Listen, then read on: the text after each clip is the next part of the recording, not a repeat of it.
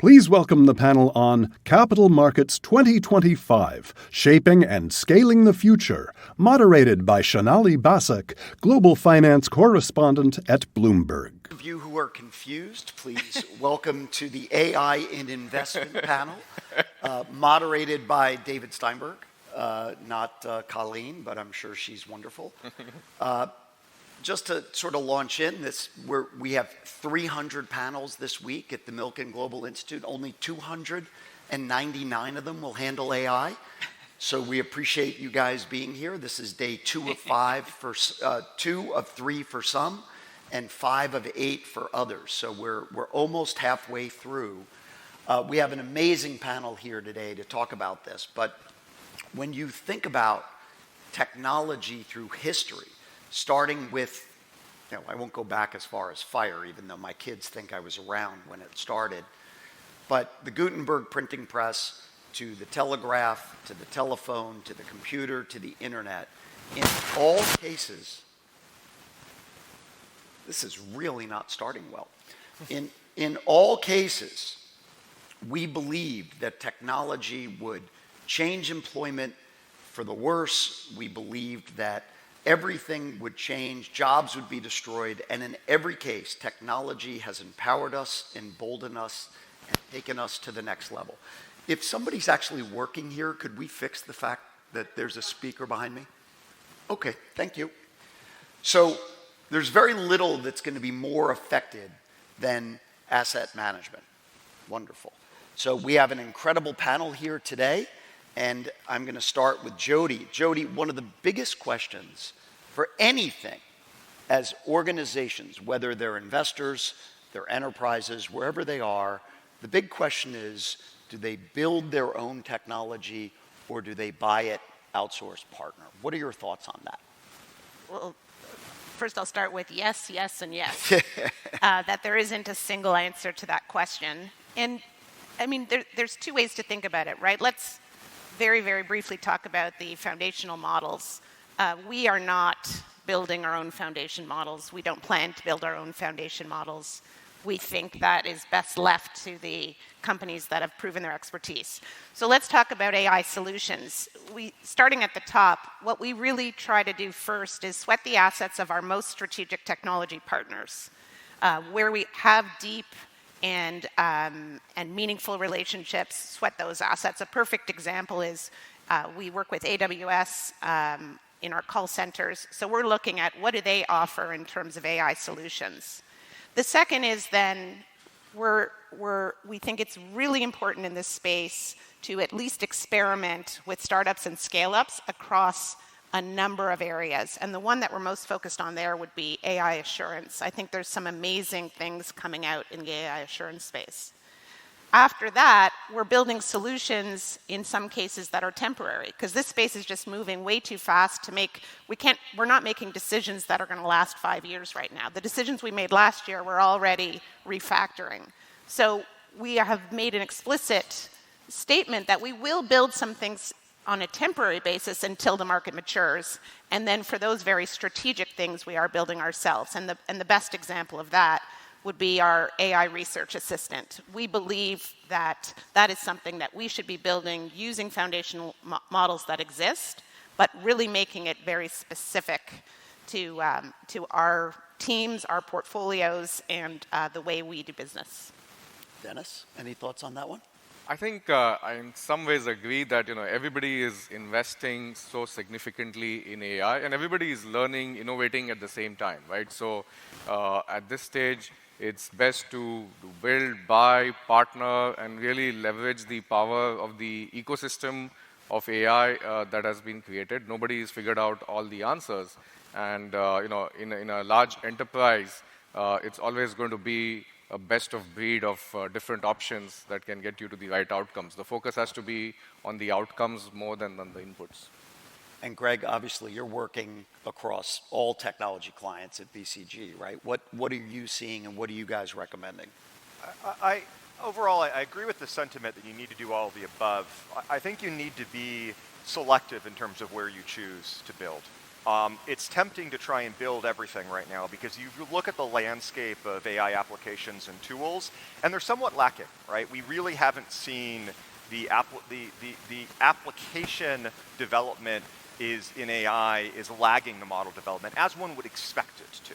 And so it's tempting to go build something, but the challenge is you spend 6-9 months building something, you've got to maintain it, and then some third party builds something that's just as good or better and has the R&D budget to maintain it. So I would encourage people to really think through, what do I think is a truly proprietary asset or capability that leverages my own data, my own knowledge in a way that I don't actually think the market can build something as good as what I can build.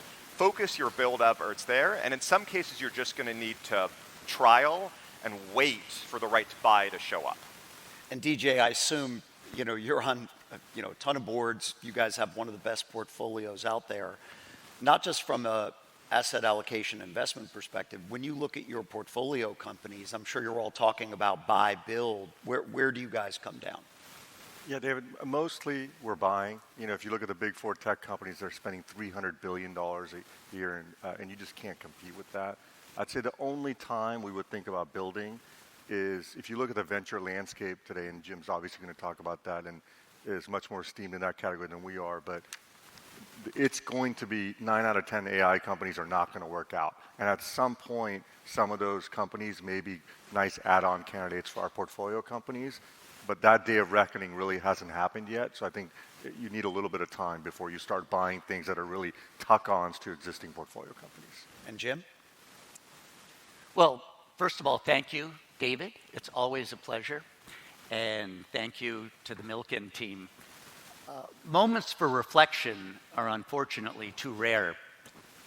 We are at, in my view, the single most exciting time I've ever seen in the world of technology, and a number of us have been through some booms, been through some busts, but there's nothing as profound as where we are. So, piece of advice for all of you, for your children, grandchildren, students, study linear algebra. Linear algebra sits at the heart of everything that's fundamental. I'm in trouble if you need to know that, Jim. There's hope for your children. I thought I was in good shape, but now you're depressing me. It's that important. And so I was at Harvard 2 weeks ago speaking to about 400 students, and linear algebra, mathematics, sits at the heart of everything that's important about AI and the emerging quantum algorithms.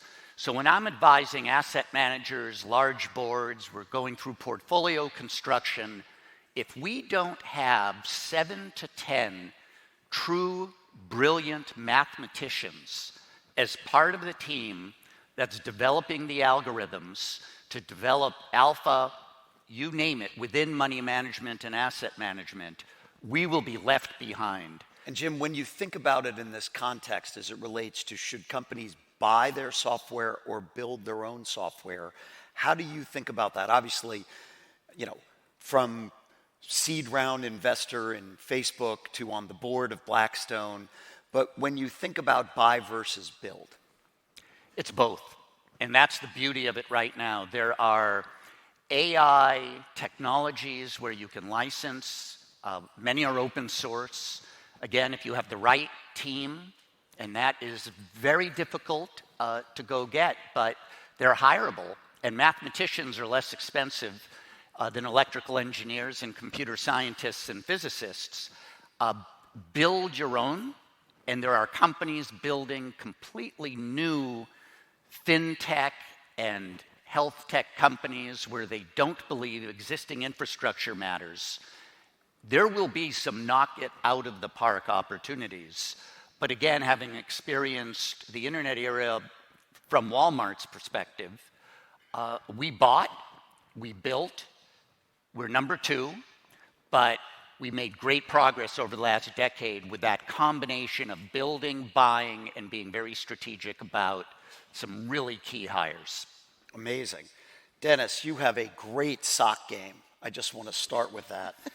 The only word you might hear more this week than AI is this tariff. I don't know if we've heard anything about tariffs, but we're obviously in a very complex geopolitical environment. When you think about that, how can an organization use AI to mitigate risk and potentially identify unique opportunities? Sure, David. And I've been at Milken for I think 4 or 5 times now, and every year it has an interesting theme. This year it's about towards a flourishing future. And if this conference was 6 months back, I think not 299, 320 of the 300 sessions would have been about AI.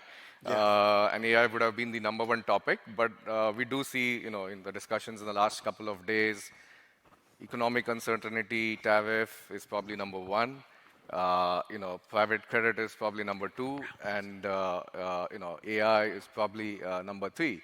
But I think if you really look at it, and I'll talk about investment management, but I think if you look at a long-term perspective, as DJ also mentioned, AI is going to be the technology that will truly make a fundamental disruptive impact to all businesses. Tariffs are here and now. Somebody has to fix it. I don't think most people in this room can do anything about it. Well, you'd be shocked. We are at Milken. I mean, you don't know who's in the audience right now. Maybe somebody could fix it, but that's true. Maybe some people can. But I think this too shall pass. But I think the long-term future is around the disruption with AI.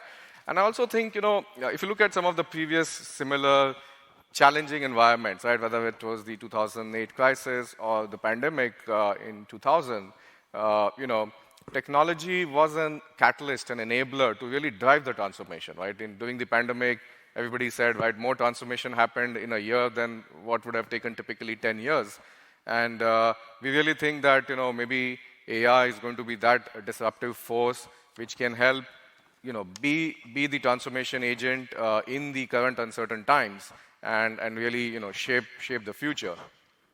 Coming to, specifically to asset and investment management, I think there are, this is a regulated industry, but also an industry that relies very heavily on data and analytics, and that's, core to the power of AI, whether it's in, doing research with, multiple different data attributes, with things changing almost on a real-time basis. By the time we finish this session, maybe the world has changed again. And how do you capture that on a real-time basis to feed into the research?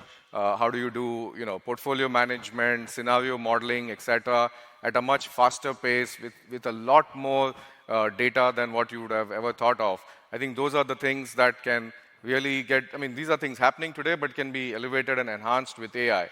I was discussing with one of our clients, and they are thinking of, having kind of leveraging the power of agentic AI and having an AI agent look at the same data that all the financial analysts consider for scenario modeling and so on. And in the investment committee as well as the risk committee, the AI agent will give its own input. And then it's not that you have to follow it blindly, but that's an alternative perspective that you can take into consideration. But not just that. Imagine you're in that committee and there is some change that you need based on the discussion. The AI agent can process it real time and provide you back the input. And what we have found is for every AI agent you string together, it is a step function better. So we've strung together as many as 4 AI agents, which literally is not 1 + 1 + 1, it's 1 + 1 = 10, yep. 1 + 1 + 1 = 100, and then 4 would be 1,000. Greg, when you think about the companies that you're advising, right? Because you're advising not just people on the investment side, but a lot of the companies that they're looking at investing in, how are they thinking about using AI in this incredibly complex world?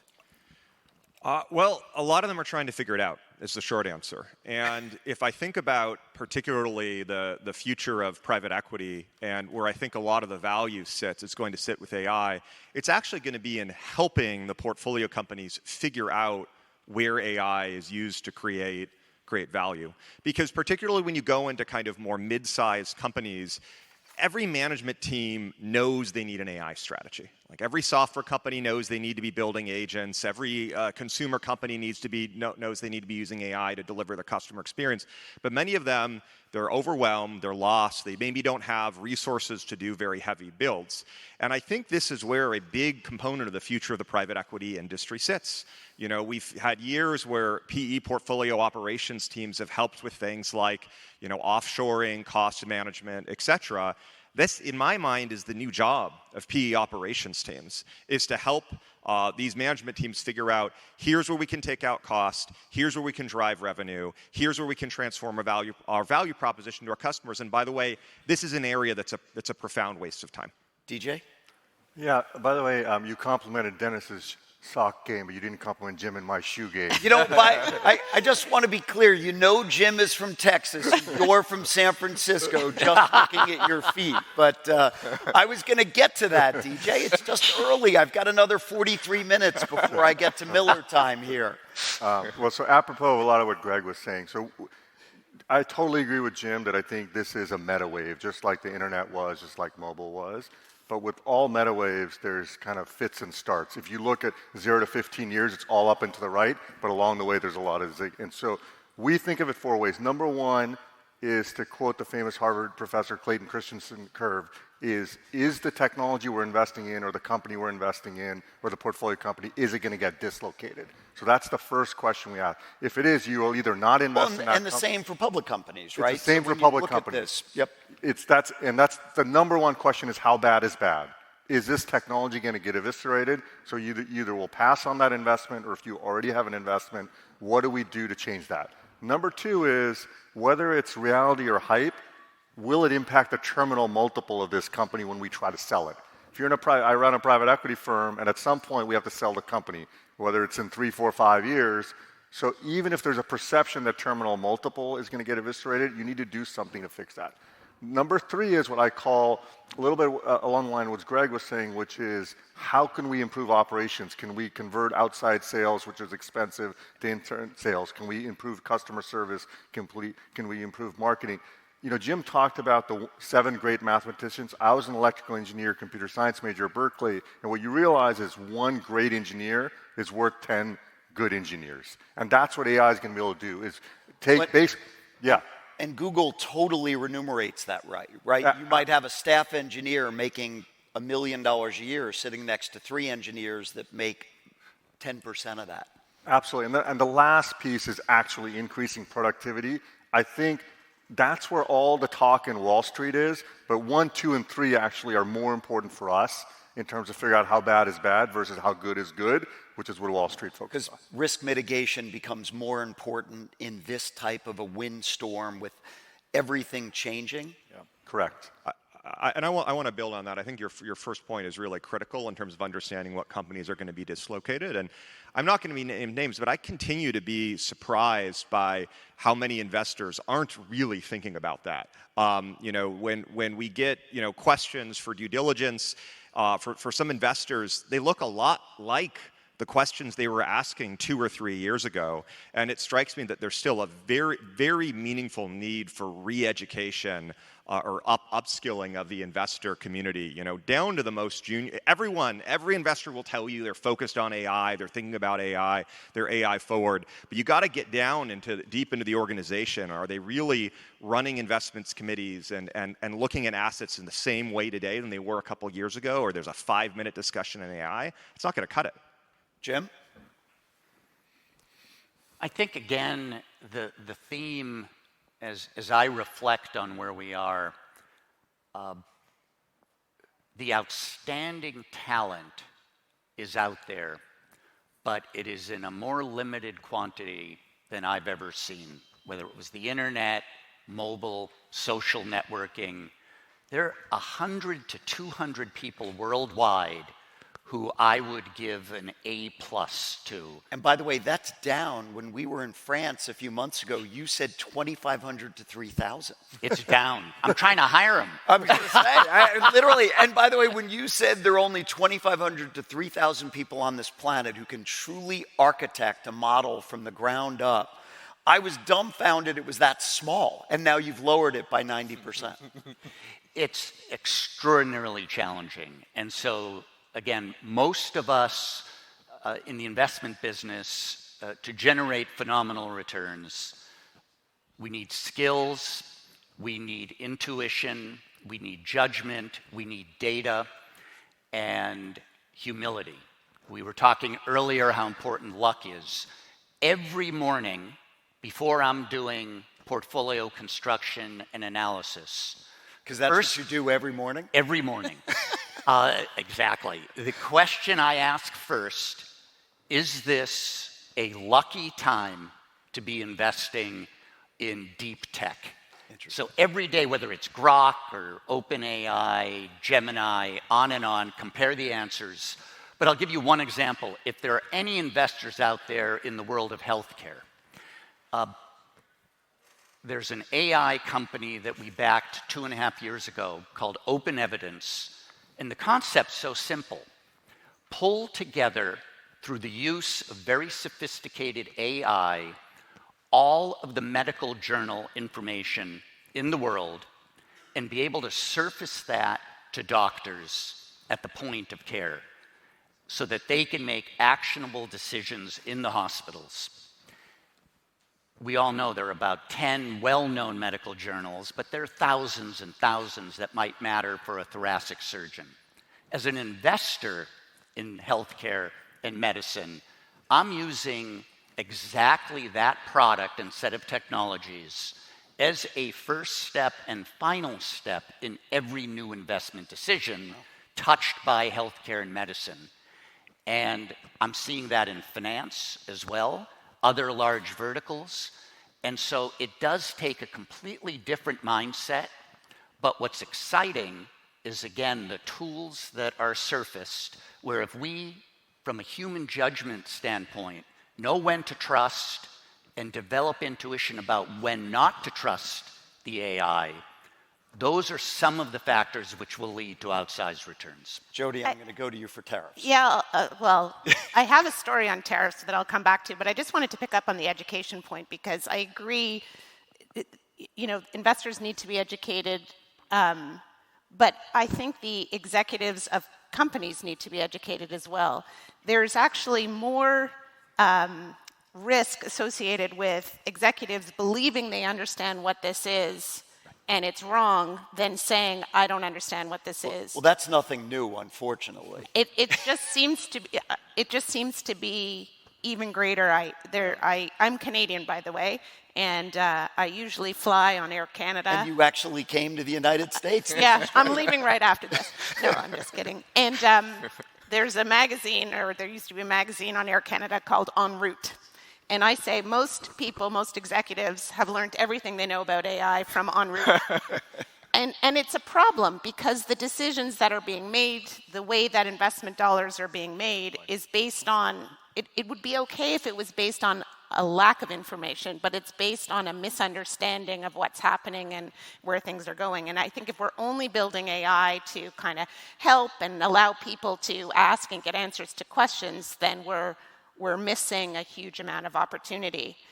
So I think that's something that we have to continue. We have to figure out how to do. And it's different than the internet or Facebook or certainly different than mobile, where it wasn't that complicated. But this is complicated. And the way that we need to rethink corporate processes and rethink how we achieve outcomes is so fundamental that I think the education piece is going to take a long time. So I got an email about tariffs. I was just going to say the difference is AI is foundational. It is so foundational. Other things were external. They were kind of channel-centric or bolt-on-centric. And if we use AI only to bolt on to existing ways of working, it has to be native to the application. We're missing the boat. Yeah. Sure. So I got an email from one of our senior investment analysts, and she said, the title of the email was Wow. And when the tariff situation started to get bubble up. I mean, I guess it's still bubbling up, but where literally at 4 o'clock there would be one announcement, and by 7 p.m. there would be a different announcement, and then the next day it was a different country and a different percentage. And she said that she used the AI research analysts that we are in the process of deploying, and asked, I need to know all of the US companies with market cap greater than $1 billion that are affected by tariffs, and I need them to be ordered by the greatest negative impact, starting with the greatest negative impact. And she said in 60 seconds she received absolutely critical information by using AI. And she said it wouldn't even been possible. And the fact that she can redo that every 30 minutes or every hour or whenever there's a new announcement. Because some of them were probably under $1 billion within an hour. And that too.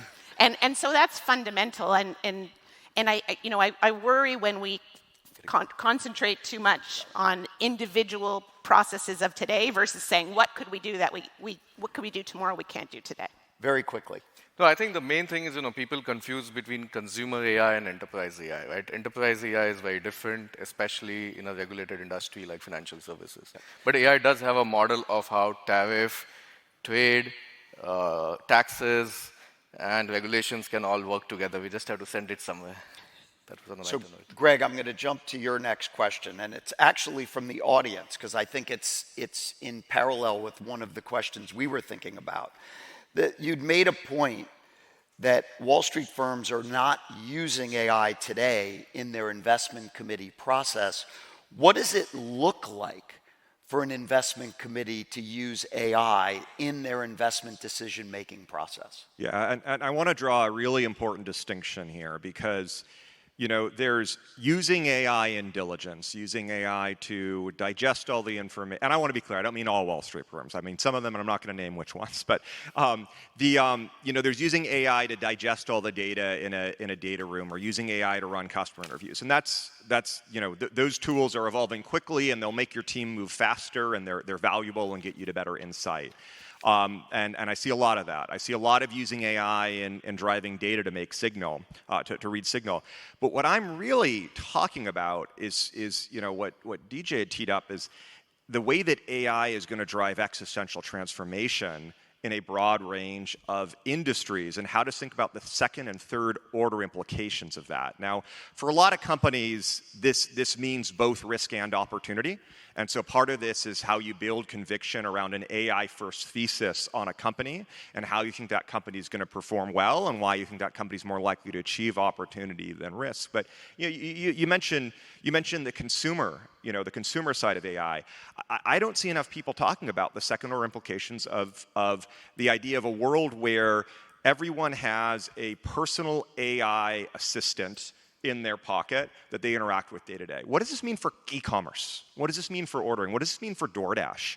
If people are ordering their food, or travel. Their goods, one of the things we talk about is your AI travel agent is going to book your entire trip. Bookings.com, and again, these businesses are going to need to evolve for sure. But there's potential for massive waves of disruption. What does it mean for software platforms when the human that was interacting with the software platform day to day is now an agent, and all the GUI you've built and all the workflows you've built around the human are being now done by an agent? What happens to that platform? We've believed in the supremacy of systems of record for years in software investing, and those dynamics are playing out differently. So that's why I draw the distinction between leveraging the AI tools, which everyone can kind of pick up and leverage pretty effectively, versus really thinking through the strategic implications of how this is going to transform a lot of industries. So DJ, I'm coming to you with a new question, also out of the audience. It's fitting for you. He starts, or she starts, by saying, with PE buying everything, which quite frankly is probably more true today than ever, there's far more private equity-backed companies in this country than there are publicly traded companies by many, many times. Everybody's trying to AI-fy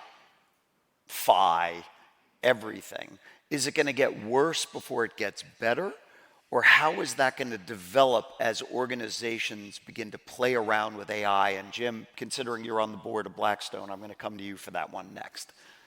Yeah, so I think the PE industry is expanding for the reasons you articulated. And by the way, the IPO market is moribund at best and dead at worst, and I don't think it's getting better anytime soon, kind of given the geopolitical stuff. I would say Greg alluded to this, which is private equity is amazing at marketing, by the way, including us with our limited partners, but I had 12 limited partner meetings the last couple of days, and they start by saying, what do you think is going to happen in the future? And I start by saying, I don't know. I mean, people forget, but Google wasn't the first search engine. There was Yahoo and Excite and AltaVista and Lycos, InfoSeek and Ask Jeeves. No one predicted at the time that Google would emerge. And I don't think anyone can actually, maybe Jim can, maybe a couple other people can, but people actually can't predict the future. What is clear is there's going to be disruption, and you have to figure out, can you be nimble and move towards that disruption? Most of the AI-fying the portfolio that private equity is talking about today, candidly, is more marketing than substance. I mean, that's the reality of the situation. People, look, we did it. We have our annual meeting, and we created lots of pretty slides on what we're doing with our portfolio, but it's definitely more marketing than reality today. It needs to get to reality quickly, because if the IPO market is dead, we're mostly selling to strategics or we're selling to other private equity firms, and they're not going to buy from us unless they think these companies are going to change the multiple or accelerate their growth rate in the future. And that's where you have to take advantage of it. Jim? I thought that was exactly right.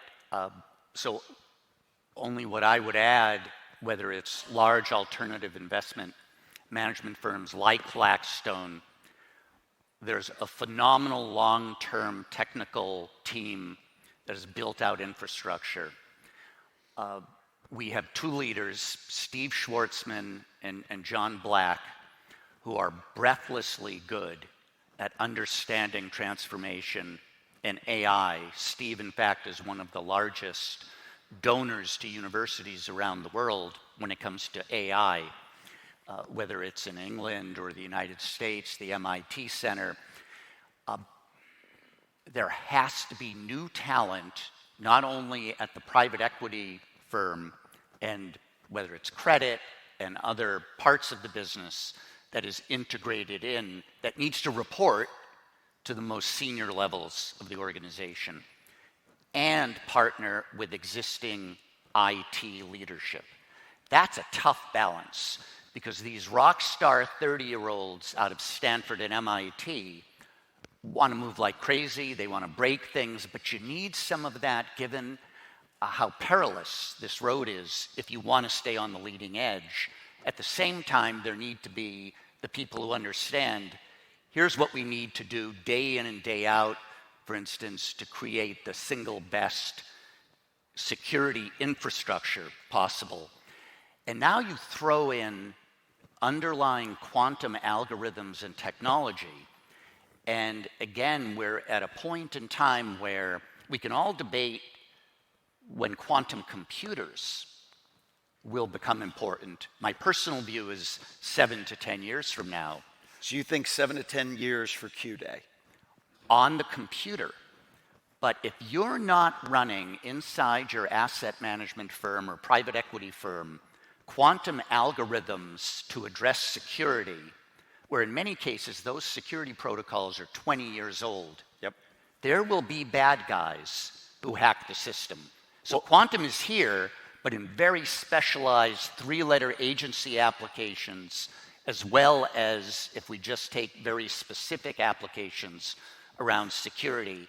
And the people who understand those quantum algorithms are not people who have worked in technology for the last 10 years at many of our best firms. And what we all know is often bad actors move faster than good actors, and the big fear is we get to true quantum, which can decrypt most anything prior to putting the right safety rails in place.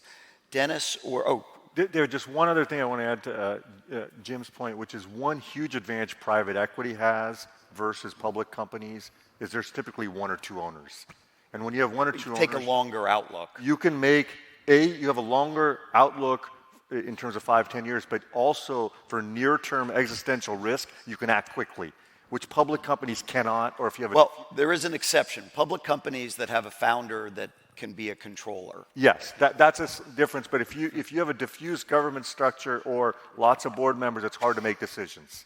Great. Greg or Dennis, did you want to add to that before I get to the next question? I think the only thing I'll add is, what we see in many organizations is there's an over-indexing on the productivity benefits of AI, right? AI will give 30% efficiency, 50% efficiency, and so on, and all that is possibly true.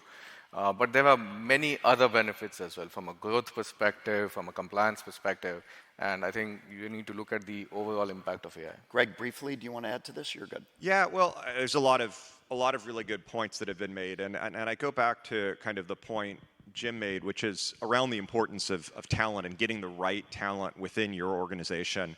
I agree with your points that there's just a handful of people that can actually do true AI model development. The good news is all of us have access to the AI models. Like that's actually become a layer that everyone can build on top. I do think that the next bottleneck in talent is going to be on the AI engineers, the people who can actually build on top of the models and build really good, compelling solutions, and not just simple wrappers. So that's an area where, to extent any investor is looking to drive the right talent to their companies, that's going to be a big bottleneck in the build out of this, and I would focus their efforts there. But I also just want to go back to Greg, I'm sorry, I'm going to try to keep us on time here. I did say brief. Love you.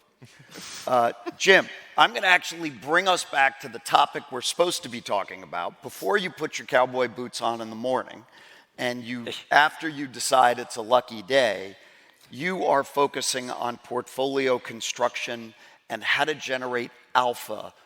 How do you use AI, or how can the audience use AI to look at constructing portfolios and generating alpha as it relates to how AI affects investment? Well, in our wonderful business of investment management, we can pick the number, but a couple dozen legends. And again, after putting on the cowboy boots in the morning and running my AI, I am a voracious reader of investment journals, of Stan Druckenmiller, of Warren Buffett. We can go on and on.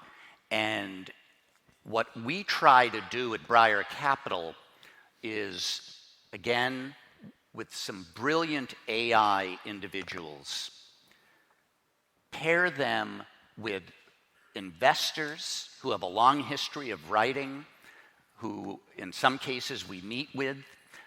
So we're trying to incorporate, from an alpha perspective and portfolio construction, what does a Stan Druckenmiller think about this venture capital portfolio, and what the alpha might look like, and what the diversification looks like 5 to 7 years from now. And whether it's Charlie Munger, God bless him, or Warren Buffett, Ray Dalio, I could go down the list.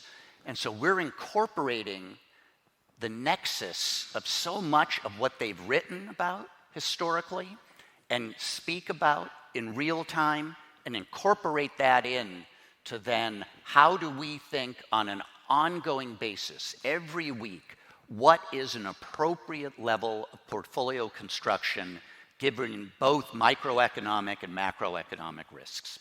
Jody, I'm going to pivot and I'm going to come back to you. We're going to change again. Let's talk about a responsible approach to AI. When you think about that term, how does that resonate with you, and what does it make you think about? Yeah, it's a bit buzzy, isn't it, and a bit overused. And so I kind of, and there were some good examples earlier that were provided about responsible AI is and especially now, how fast do you go, and what are the checks and balances that need to be in place? But I think about it kind of in 4 discrete parts. So first of all, there's principles, right? As a company, what do you want to do with AI? What do you think is right to do? How are you dealing with things like human agency? How are you dealing with things like upskilling? How are you dealing with things like sustainability? I mean, there's been a lot of discussions about data centers and power and how much power is going to be required because of AI. So what is the principle upon which you're going to build AI? Thank goodness you're in Canada where there's unlimited energy. Unlimited. And so that's the first thing, and that goes along with your typical governance councils. And then you have processes that you have to have in place around model risk management and the extensions for Gen AI. But I think what is the most important part of responsible AI is actually building it in line into the way you construct your AI solutions. So put the guardrails in when you build it. That is to me, like whether it be, what do you expect in terms of accuracy? What do you expect in terms of explainability? How do you make sure the data sources that are being accessed to answer the questions are only trusted and not also untrusted? Well, it's also industry specific. I hosted a panel on Saturday, and if you are using AI to approve or reject insurance claims, it has to be far more accurate than if you're using it to figure out which shelf you need to put cookies on. And I think from a process perspective, looking at materiality is absolutely critical. It's frustrating for me as an AI developer, as a data scientist, when I'm told, oh no, you need to wait and stop and do all of these risk checks. And I'll say, I'll do those risk checks when it comes to underwriting, but I don't think I need to do those risk checks when it comes to lead generation, intelligent lead generation. Yep. So you need that materiality lens as well. Real brief, I'm going to go down the line. Dennis, do you want to add to this? I think AI is about amplifying human beings, right? So all the governance and controls and responsibilities that apply to humans does apply to AI as well and more. So right from data security to all other things. Personally, I think a lot about cybersecurity, and I think a lot about defense. And if we think about the potential around AGI and ASI, which I'll be honest, I'm not sure whether it's going to play out that way. The potential for that to be delivered to bad actors. We can talk about things like insurance and lending, which are important, but that's where the potential for real devastation exists and where I think the biggest guardrails need to be put in place. DJ? David, you started with the Gutenberg press and how technology has changed all of our lives for the better. I would say from the Second World War till 2000, technology was unabashedly positive. For instance, if you look at social media, it's had a lot of positives. But I think historians 50 years from now might view that as the tobacco of our generation. And I fear that the proliferation of AI... Sorry, Jim. I know what Jim started, but I think the proliferation of AI is too fast for regulators to control. Jim? I would ask us all to pause because we all know that the technologies and the underlying technologies and the use cases are moving faster than any one of us imagined a year or two ago, even the Larry Pages and Mark Zuckerbergs of the world. What I would offer, I was very lucky last week. I'm invited to go speak at the Vatican in June for a day session with a lot of the cardinals about ethical AI. And so it's caused me now to go deep into what does that exactly mean, whether it's the church, medicine, finance, security. And I think this is still to be written. It's not about AI macro policy, but where do we begin to formulate a highly ethical set of rules for AI worldwide which conform to what we would believe are highly ethical uses of AI and provide some blueprints on what that actually means. And I think this is a work in progress that if we are not there this calendar year. At an absolute minimum, it is incredibly cool that you're going to the Vatican to speak on this, just so we're on the same. It was one of the more interesting invitations I've seen. And here I felt like my dinner invites were interesting. But you've had many, which I know of. That's true. That's true. Dennis, I'm pivoting on you because there's some great questions from the audience. Do you think, or do you have any worries that there's going to be lower public trust in AI if it begins to make meaningful recommendations? Just a question. I'll maybe give a personal example, right? I have a full self-driving car for the last 5 years or so. And for the first 3 years or so, I hardly used it. But one day, I was a bit under the weather, a bit tired, and I said, let me give it a go. And I did the full self-driving journey for about 30 minutes. Since that day, I think 90% of my driving is on FSD. And I think it just shows some of it is just about adoption. And I can shamelessly admit that the full self-driving car drives safer, better, more efficiently than I do. It's a reality. And I think that kind of gave me the confidence. And I think the same applies to other AI use cases, right? You see the results, you trust them, you'll do more of that. Greg, lower trust, are you worried about it?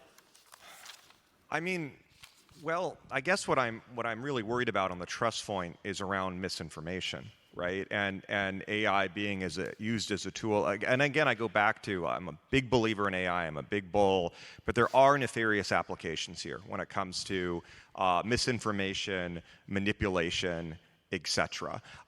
That's where I actually see AI, similar to what the comments that DJ was making about social media, to create some real challenges for society.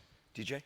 Well, the example, Jim talked about healthcare. I think healthcare is a huge market for AI. It's 18% of the GDP. We're double the rate of most of the OECD countries. One way to solve that is through AI. But for instance, you could see insurers denying someone because they have misinformation on someone's past records. I gave a speech 2 weeks ago, and they used OpenAI to kind of introduce me, and 75% was accurate, and 25% was completely wrong, which was funny. But it's not funny if it's someone's medical record or if it's someone's financial record. And that's where, like, I think the adoption for enterprise versus consumer is at two different curves. Jim?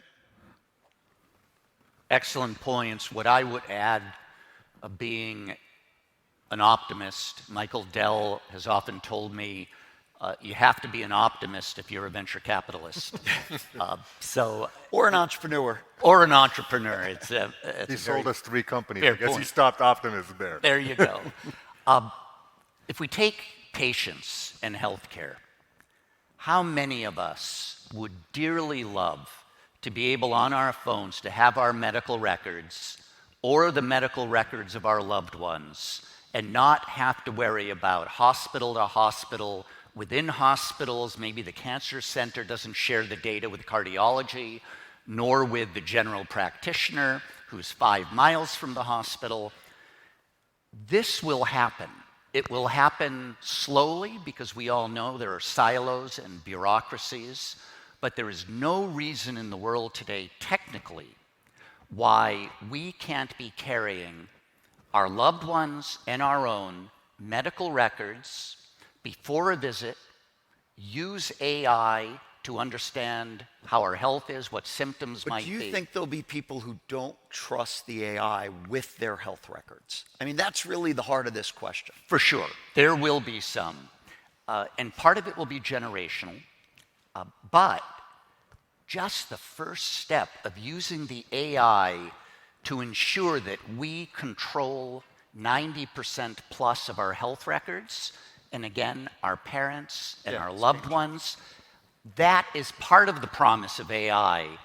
And there are underlying reasons why that will just absolutely have to happen. Jody? I think the trust also, I mean, it's a very existential moment when it comes to trust. The trust is also revealing that we humans aren't super great at doing things, and the bar is not very high. Now you sound like my wife. The bar is not very high. She tells me that all the time. That's right. And I think some of this trust is coming from being exposed around everything we've been doing.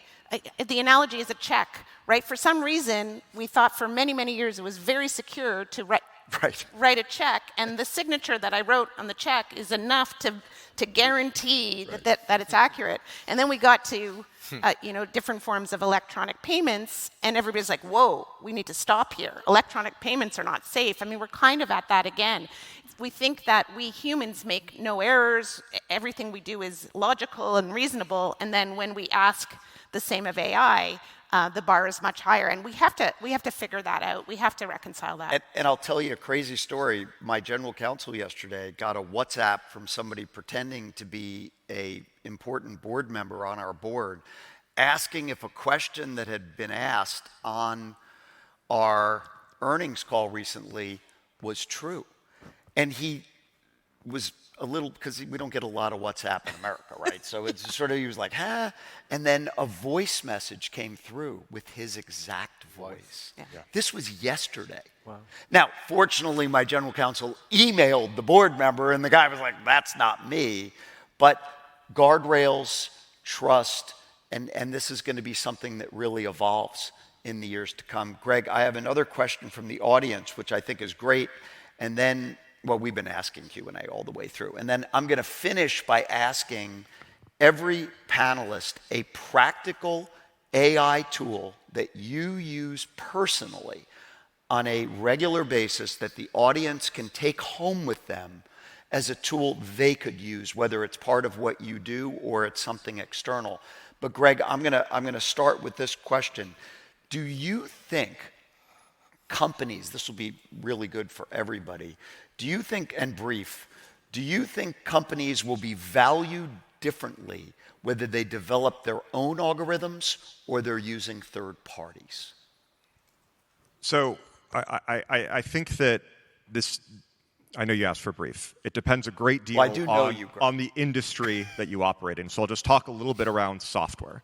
I think those software companies that are able to build their own AI applications, not models, AI applications that transform the value proposition they deliver to their customers are going to see a massive, massive tailwind. You can see that in Workday and ServiceNow's earnings calls just this So the quarter. application differentiation, in your opinion, will drive value creation in addition to just controlling the underlying models? Yes. Look at, honestly, just read the transcripts or have OpenAI read the transcripts from Workday and ServiceNow's last calls, and I think there's perfect examples where they're building not incremental but truly powerful AI application value propositions embedded in their underlying platform, and it's driving real ACV uplift, real growth. Right. DJ, you're looking at this every day. The question is, Sorry, the question is, do you believe a value premium will be given to companies that develop their own models versus building the application layer on top of a Llama or on top of a Grok?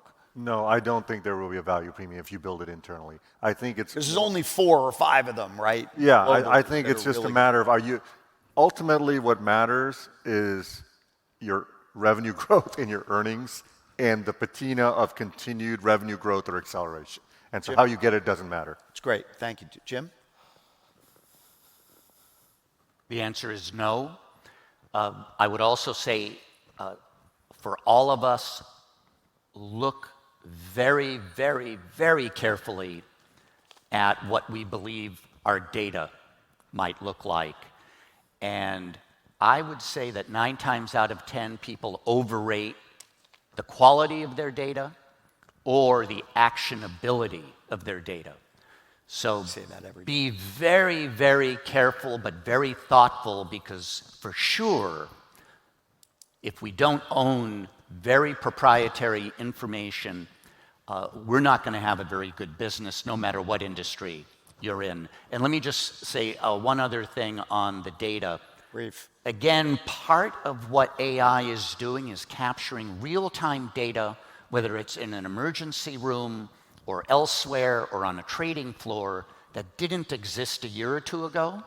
Finding ways to capture that data and make it actionable is something which presents enormous opportunities, whether it's TPG or Blackstone or KKR or Apollo, or it's a young company and startup, or it's an emerging new asset management firm. Well, it is, and I'll let you go. It is interesting. The data's always existed. It just was never captured before. So, Jody. So I do think there is value in creating applications with AI. I think that there will be companies foundationally changing models, and that's fine, but it's how we use it. But I think the productivity angle is not a winner. I think it has to be, what are the AI applications that are actually delivering revenue benefits or cost benefits or... Back to what DJ said. Absolutely agree with that. Dennis? I think business outcomes matter, how you get there beyond a point. Yep. I would say, actually, I'll take a different tact only because The companies that are developing the underlying models are worth an average of $1 trillion today. So they are getting a premium, but there's going to be like 5 of them, right? I think the real value extrapolation will be in what was talked about here today as it relates to the ability to build productivity, earnings growth, helping enterprises, organizations, investors, governments to more efficiently and effectively manage themselves. All right, I'm going to come back to you, DJ. We're going to start an AI tool that they can literally write down, tell us briefly what it is and why you like it. I basically use AI today before every meeting, just to do who I'm meeting with, what their back. Which tool? I use OpenAI right OpenAI. Which version? I actually don't even know that. I should know that. I'm on this panel, but Jim? I use Grok, OpenAI, and Gemini every morning for sure, and probably 10 or 12 times a day. And again, the company I mentioned, Open Evidence, where it's surfacing all of the medical journal information in the world, whether I'm looking at a new portfolio investment in the world of medicine and AI, whether it's relatives going in for their doctor's visit, Open Evidence is my go-to daily what's going on in the world of health and how do I surface highly relevant information to those I care about and those investments I'm considering. Where do we find that platform? Open Evidence. OpenEvidence.com. There you have it. Got it. I'm also OpenAI, usually 4.0. 4.0 does the job most of the time, 4 occasionally, and I'm starting to experiment with reasoning models. Interesting. Dennis? Perplexity, I think I find it the best in search. It's now also on WhatsApp, so you can just write a text on WhatsApp and it'll give you an answer. So that's for search. But for health, I also use the Ring, the Aura Ring. I think that's my AI tool. How are your sleep patterns? Yeah, sleep balance is pretty good. Today morning, yeah, slept early, didn't go out for those fancy dinners which you went to. I don't sleep enough, so that's... It told me tomorrow there's a panel, so don't sleep too late. That's how I use it. Greg, what are you using? So I have 2 distinct use cases. One, any public research on open internet, OpenAI deep research is excellent for research and synthesis, meeting prep. And then 2, if you're talking about the management of private documents, you're doing due diligence, you have documents in data room, interview, Google LM Notebook is excellent for kind of synthesis of those without feeding that information back into the internet. Yeah, well, the key, of course, sometimes, especially in a lot of regulated industries, is how do you use these tools without the data exhaust affecting your business? For those who don't know, data exhaust is the data that feeds back to teach the models more. So I would end by saying, as it relates to tools, anybody who hasn't turned Gemini on their Google search is really wasting time. Yeah. If you go in, you turn on the Gemini function, it comes up with an incredible summation, but also using OpenAI on a very, very regular basis. Listen, most technologies have started with a lot of hype. They then end up in a massive investment cycle that starts in infrastructure. Often there will be some type of major disruption along the way. If you look at the telecom bubble of the 80s, you look at the dot-com bubble of the late 90s, early 2000s. But what came out of that dot-com bubble was Microsoft, Apple, Amazon, and Meta. So great companies emerge through these. Our job as investors is to think about where to put capital and how to use new tools like artificial intelligence to do it more efficiently and more effectively. Thank you to the esteemed panel for being here today, and I hope everybody has an incredible conference.